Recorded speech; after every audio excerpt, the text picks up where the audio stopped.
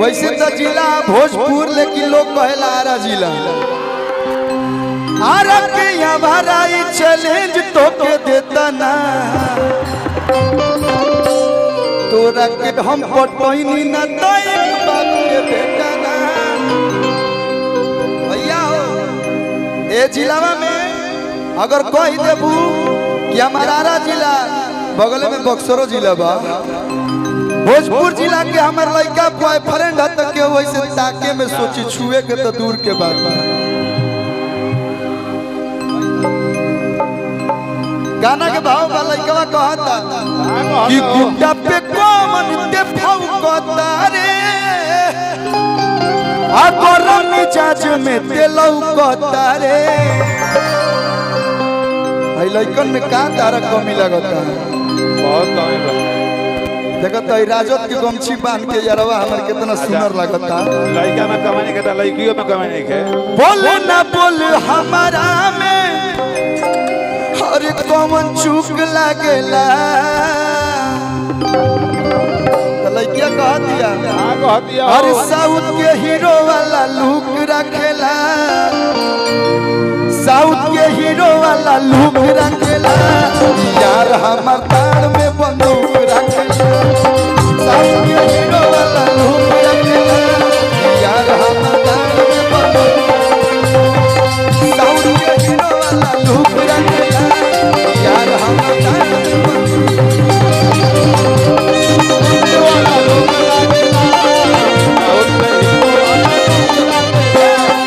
गुंडा पे कोमल के फौकता रे गरम मिजाज में ते लौकता रे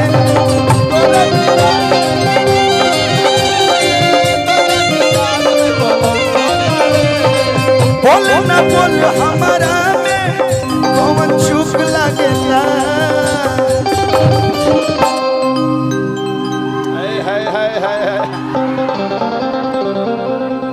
तनी भोकलाओ बढ़ाओ मंच पर नहीं नहीं तक क्यों एक आदमी आ जाओ। हाँ एक मिनट रुको। भोकल जैसे बुझाता कि बाहर से होता पूरा सॉफ्ट क्लियर नहीं किया होता बुझाता कि पानी में खड़ा होके का होता रहता एकदम ठाए ठाए आवे के चाहिए आवाज। हेलो थोड़ा खोलिए तब जी है सड़िया बुलुकिया ना यहाँ के सड़िया करियावा पहर ले बने सड़िया करिकिया ही यही बोले ना बोल हमारा में अरे कौन चूक लागेला तो साउथ के हीरो वाला लुक रखेला साउथ के हीरो वाला लुक रखेला यार हमारा बंदूक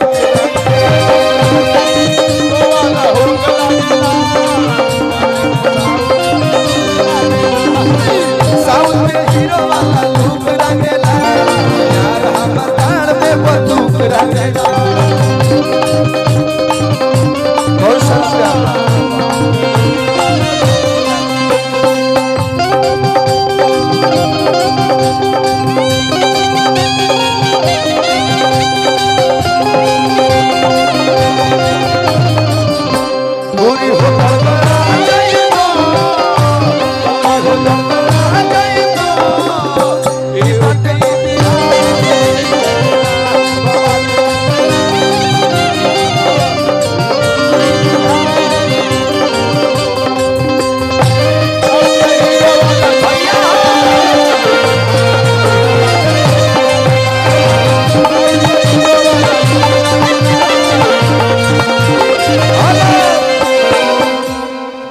पहले आरा जिला भोजपुर जिला बक्सर जिला ना पहले शाहबाद जिला कहा थे का भैया हो गई शाहबाद क्षेत्र के शाहबाद आरा बक्सर सासाराम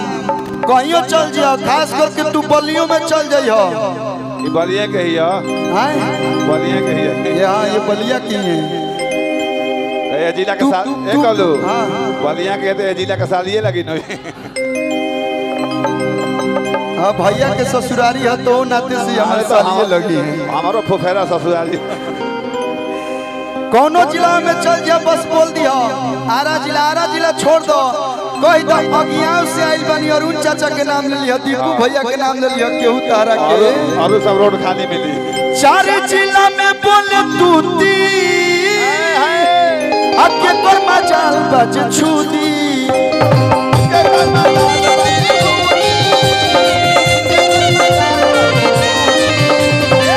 चार जिला में बोले तूती के कर मजाल बज छूदी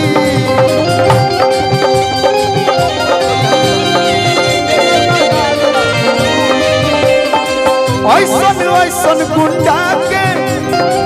ऐसन ऐसन गुंडा के हम कुक रखिला क्या भैया आवा है ना